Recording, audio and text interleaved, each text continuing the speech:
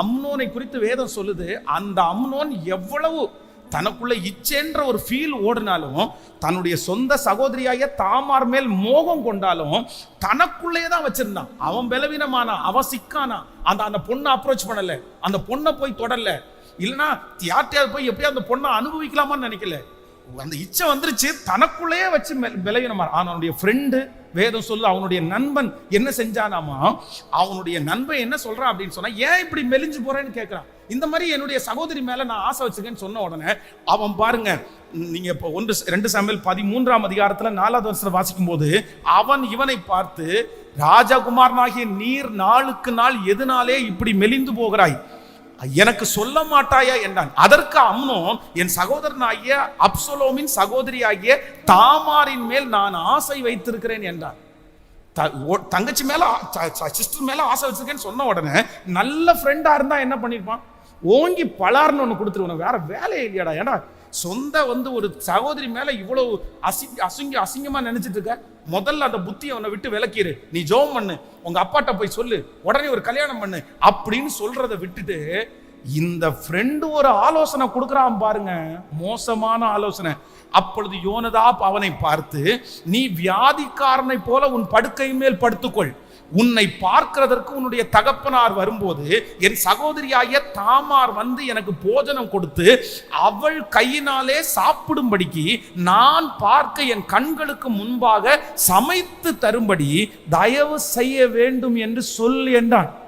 எவ்வளவு ஒரு கிரிமினலான ஐடியா கொடுக்குறான் பாருங்க. ஃப்ரெண்டு இருக்கிற பிரச்சனையை இன்னும் கொஞ்சம் ஏத்தல, அவன் செய்யற தப்புக்கு இந்த மாதிரி பண்ணுன்னு சொல்லி வழி போட்டு கொடுக்குறான் பாருங்களேன். அவ்வளவு பிளானை போட்டு கொடுத்து அவங்க அப்பா வரும்போது அதே மாதிரி நடிச்சு, இவன் பேத மாதிரி ஃப்ரெண்டு சொன்னது அத்தனையும் அப்படியே கேட்டுட்டான். இவ்வளவு நல்ல பையனை கெடுத்தது யாரு தெரியுமா? ஒரு ஃப்ரெண்டு, ஒரு நண்பன். மகன், யாருக்காக ஆண்டவர் பேசுறான்னு தெரியல, நீ இன்னைக்கு ரொம்ப நாள் தாண்டி இன்னைக்கு நீ சர்ச்சுக்கு வந்திருக்கலாம், நீ இன்னைக்கு தான் ஃபர்ஸ்ட் டைமா நீ சர்ச்சுக்கு வந்திருக்கலாம், இல்லைன்னா நீ இந்த வார்த்தையை கேட்டுட்டு இருக்கலாம். உன்னை ஆண்டவர் ரொம்ப எச்சரிக்கிறாரு. உலகத்துல இன்னைக்கு சிகரெட் அடிக்கிறாங்க பாருங்க, இந்த சிகரெட் அடிக்கிறவங்க முதல் 90% பேர் முதல் குடிச்ச சிகரெட் ஃப்ரீயா கொடுத்தது ஃப்ரெண்டு கொடுத்தது, நண்பன் கொடுத்தது. நீ நல்லா வர வேண்டிய பிள்ளை, நீ நல்லா வர வேண்டிய பொண்ணு, இன்னைக்கு நீ இந்த அளவுக்கு ஆளா இருக்கிறதுக்கு காரணம் உன் ஃப்ரெண்டு தான். உன்னை எவ்வளவு மோசமான இடத்துல கொண்டு போய் நிக்க வச்சுட்டான், உனக்கு எவ்வளவு கெட்ட பழக்கத்தை பழக்கி விட்டாங்க. நான் சொல்றேன், கஞ்சா அடிக்கிறவங்க இருக்கிறாங்க, கூலிப்பு போடுறவங்க இருக்கிறாங்க, சிகரெட் அடிக்கிறவங்க இருக்கிறாங்க. கல்யாணமாகி குழந்தை ஆனதுக்கு அப்புறம் கூட சர்ச்சு முடிக்கிற சர்ச்சுக்கே வராம பேட்டை தூக்கிட்டு கிரிக்கெட் விளையாடி, இவர் கிரிக்கெட் விளையாடி என்ன கப்பை வாங்கி கொடுக்க போறாரு, கிரிக்கெட் விளையாட போறாரு. குழந்தை ஆச்சு, அந்த பிள்ளை 5th ஸ்டாண்டர்ட் படிக்குது, அப்பா கிரிக்கெட் விளையாட போனாராமா. நான் கிரிக்கெட் விளையாடுறத தப்புன்னு சொல்லல, எக்ஸசைஸ தப்புன்னு சொல்லல. ஒரு குடும்பத்தையே பார்க்காம சர்ச்சுக்கே வராம ஃப்ரெண்ட்ஸோட சேர்ந்து கிரிக்கெட் விளையாட போறேன்னு சொல்ற நீங்க உங்க பிள்ளைய எப்படி நீங்க கடினமா வளர்த்துவீங்க? உங்க பிள்ளை நாளைக்கு எப்படி சர்ச்சுக்கு வரும்? உங்க பிள்ளை ஞாயிற்றுக்கிழமை சர்ச்சுக்கு வரலன்னா அந்த பிள்ளைய நீங்க என்ன சொல்லுவீங்க? எப்படி இதான் அந்த பிள்ளை எப்படி நீங்க கண்டிப்பீங்க? எப்படி நீ சர்ச்சுக்கு வராம இருக்குன்னு எப்படி நீ சொல்லுவீங்க? ரொம்ப ஜாக்கிரதை. நமக்கு ஒரு திருமணம் ஆச்சு, நம்ம குடும்பம் ஆயிருச்சு, நமக்குன்னு ஒரு பிள்ளை வந்துருச்சு, நம்ம இந்த மாதிரி ஜாலி பாருங்க 4 நாள் லீவ் போட்டு எங்கேயாவது ஒரு டைம் ஃப்ரெண்ட்ஸோட சேர்ந்து அங்க எங்கேயாவது வெளியூர் போறது. நீங்க ரிலாக்ஸ் பண்றத தப்புன்னு சொல்லல, நீங்க ரொம்ப டென்ஷன் ஆக வேண்டாம், ரொம்ப ஸ்ட்ரெஸ்ஸா நீங்க இருக்க வேண்டாம். பட் ஆனா என்ன அப்படின்னா, ரொம்ப ஜாக்கிரதையா இருங்க. அந்த ஸ்ட்ரெஸ் இப்படி போறதுனால சரியாகாது, இது பெரிய பாவத்துல உங்களை கொண்டு போய் விட்டுரும், பெரிய தடுமாற்றத்தில் உங்களை கொண்டு போய் விட்டுரும். ரொம்ப ஜாக்கிரதையா இருக்கணும், ரொம்ப ஜாக்கிரதையா இருங்க. வாலிப தங்கச்சிங்க ரொம்ப கேர்ஃபுல்லா இருங்க.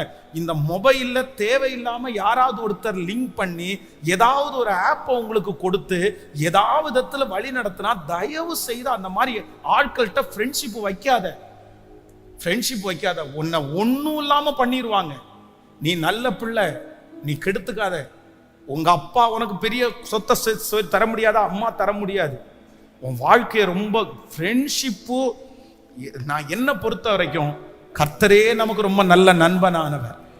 எல்லாரிடத்துலையும் பேசுங்க, எல்லாரிடத்துலையும் சந்தோஷமா இருங்க. ஆனா பர்சனலா ரொம்ப நெருக்கமா அப்படி ஒரு ஃப்ரெண்ட்ஸை கொண்டு வச்சு முதல்ல அப்பா அம்மா மாறுங்க.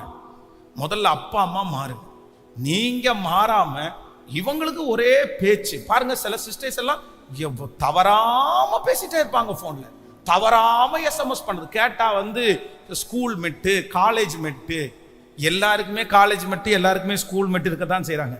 அவங்க +2 முடிச்சதுக்கு அப்புறம் அவங்க வேலையை பார்த்துட்டு அவங்க போறாங்க. சரி, எங்கேயோ ஒரு கல்யாணத்துக்கு வரும்போது எங்கேயோ ஒரு இடத்துல நிகழ்ச்சியில சந்தோஷமா டே நீயாடா நானடா பேசிக்கிறது தப்பு இல்லை. ஆனா அந்த காலேஜ் ஃப்ரெண்ட்ஸை திரும்ப பிடிச்சி திரும்ப பேசி அவன் மனைவியிட்ட பேசி அவன் கணவனாட்ட பேசி எதுக்கு இந்த சண்டை, எதுக்கு இந்த வம்பு? இதுல ஒரு கொடுமை இருக்குது, விட்டு போன காதலை திரும்ப தொடர்றது.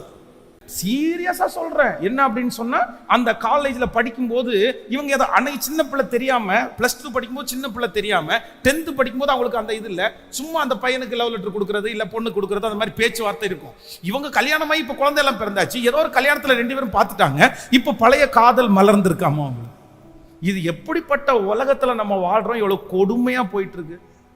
எப்படி அதுக்கப்புறம் திருமணம்னு ஆயிடுச்சு, நம்ம ஒரு கணவனாரோட வாழ்ந்துட்டோம், ஒரு மனைவியோட வந்துட்டோம், இனி என்ன அந்த பையனோட பேச்சு, இனி எதுக்கு அந்த பொண்ணோட பேச்சு? அது குடும்பத்துக்கு ஆகுமா? அது குடும்பத்துல சமாதானத்தை கொண்டு வருமா? அதுல குடும்பத்துல பிரச்சனை வராதா? பொசசிவா ஒரு கணவனார், பொசசிவா ஒரு மனைவி இருக்கும்போது அவங்களுக்கு ஒரு சந்தேகம்னு வந்துச்சுன்னா, சந்தேகப்பட்டாங்கன்னா, நீங்க தப்பா பேசல, எதுக்கு அது? எதுக்கு அந்த மாதிரி ஒரு பழக்கத்தை ஆரம்பிக்கணும்? எதுக்கு அந்த மாதிரி மணியை செலவு பண்ணணும்? அது ஆண்டவருடைய ஞானமா நீங்க இல்லைன்னா உங்க குடும்பத்துல நீங்க சமாதானத்தை எதிர்பார்க்கவே முடியாது. எல்லாத்தையும் பண்ணி வச்சுட்டு எல்லாத்தையும் செஞ்சுட்டு அதுக்கப்புறம் கத்தி அழுது ஜெபம் பண்ணி என்ன பிரயோஜனம்? கணவனுக்கு ஒரு சந்தேகத்தை உண்டு பண்ணியாச்சு, மனைவிக்கு ஒரு சந்தேகத்தை உண்டு பண்ணியாச்சு. இதுக்கப்புறம் அந்த சந்தேகத்தினுடைய வேற புடுங்கணும்னா அதுக்குன்னு முயற்சி எடுக்கணும்ல. பேசாதேன்னு சொல்ற இடத்துல பேசாம இருக்கணும்ல, போகாத அப்படின்னு சொல்ற இடத்துல போகாம இருக்கணும்ல. அப்பதானே அந்த சந்தேகம் சரியாகும். நீ என்ன சந்தேகம் அப்படின்னு சொன்னா எப்படி அது சரியாகும்? அப்ப ஆண்டவருடைய பிள்ளைகள் சில இடங்களில நம்ம ஞானமா நம்ம நடந்துட்டோம்னா நிறைய பிரச்சனையை நம்ம சால்வ் பண்ணிடலாம். பிரச்சனையே இருக்காது, சமாதானமா வாழலாம். அதனால ஆண்டவருடைய பிள்ளைகள் இன்றைக்கு இந்த சாட்சியின்படியாக நீங்க தயவு செய்து உன் பேரை நீ கெடுத்துக்காது, உன் பேரை நீ கெடுத்துக்காது. தீயவனோட நல்லவங்க சேர்ந்தீங்கன்னா உங்க பேரும் என்னவாகும் அப்படின்னு சொன்னா தீய மாதிரி தான் ஆகும். விபச்சாரக்காரன் விபச்சாரக்காரியோட பங்கு இருக்குமே ஆனால், பேச்சுவார்த்தை இருக்குமானால், உங்களையும் அந்த மாதிரி ஒரு சூழ்நிலையில அந்த மாதிரி காரியத்துல பார்ப்பாங்க. அப்படிதான் அவங்க பேசுவாங்க. அதனால எல்லாருமே, அதுவும் வெறும் வாலிப பிள்ளைகளுக்கு மட்டும் சொல்ல, பெரியவங்களுக்கும் சொல்றேன், பெரியவங்களுக்கும் சொல்ல, இந்த ஃப்ரெண்ட்ஷிப்ல ரொம்ப கவனமா இருக்கு. இப்பெல்லாம் ரொம்ப மாறி போச்சு. சர்ச்சுக்கே அப்படி வந்துடுறது, சர்ச்சுக்கே வர்றது 2 பேரும் ஃப்ரெண்ட்ஸ், ஒரு பையனும் பொண்ணும் தான் ஃப்ரெண்ட்ஸ். அப்படி அதுவும் அது ரொம்ப ஜென்ரலா அப்படியே ஆயிடுச்சு.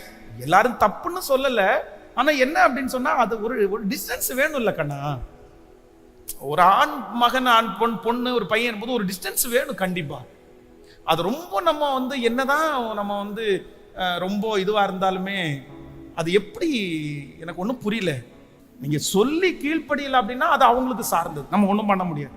ஆனா இந்த மாதிரி சொல்லி நான் இப்போ சொல்லணும், நான் உங்களுடைய ஊழியக்காரர், சிலர் கோச்சுக்கலாம், சிலர் வருத்தப்படலாம், என்ன பண்ண முடியும்? என்னுடைய ஸ்தானம் ஆண்ட மாதிரி உங்களுக்கு கொடுத்து சொல்லி தான் ஆகணும்.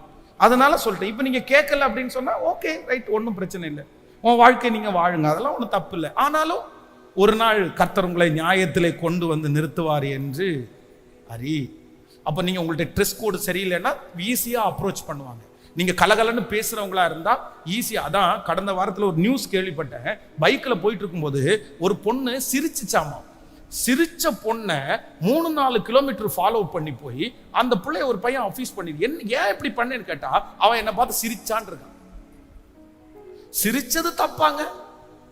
அப்ப அவன் அதை என்ன நினைச்சிட்டான் அப்படின்னு சொன்னா, எனக்கு அவ கொடுக்குற சிக்னலா நான் நினைச்சிட்டேன், எனக்கு அவ கொடுக்குற சிக்னல். அப்போ கேர்ள்ஸ் பொட்ட பிள்ளைங்க, கேர்ள்ஸ் எவ்வளவு கேர்ஃபுல்லா இருக்கணும் பாரு. நீ சிரிச்சா கூட சில நேரத்துல அதை கூட நீங்க தப்பா எடுக்கிற உலகம் இந்த உலகம். தப்பா ரொம்ப கவனமா இருங்க. இன்னைக்கு பிள்ளைங்க தண்ணி அடிக்கிறது ரொம்ப ஃபேன்சி ஆயிடுச்சு. கேர்ள்ஸ் தண்ணி அடிக்கிறது, கேர்ள்ஸ் பாக்கு போடுறது, கேர்ள்ஸ் சிகரெட் அடிக்கிறது, இதெல்லாம் ரொம்ப ஃபேன்சி ஆயிடுச்சு. இதெல்லாம் ரொம்ப தவறு, ரொம்ப தவறு. உங்களுடைய எதிர்காலத்தையே நாசமாக்கும். நீங்க ஒரு குடும்பத்தோட வாழ முடியாது, ஒரு கணவனாரோட வாழ முடியாது. சந்தேகங்கள் உண்டாகும். இன்னைக்கு நீங்க செய்யறது நாளைக்கு யாராவது ஒருத்தர் உங்களுடைய கணவனாரோட மனைவியோட வந்து சொல்லும் போது அந்த குடும்பத்துல பிரிவினைகள் உண்டாகும், பிளவுகள் உண்டாகும். அதனால மனிதன் எதை விதைக்கிறானோ அதையே அறுப்பான்.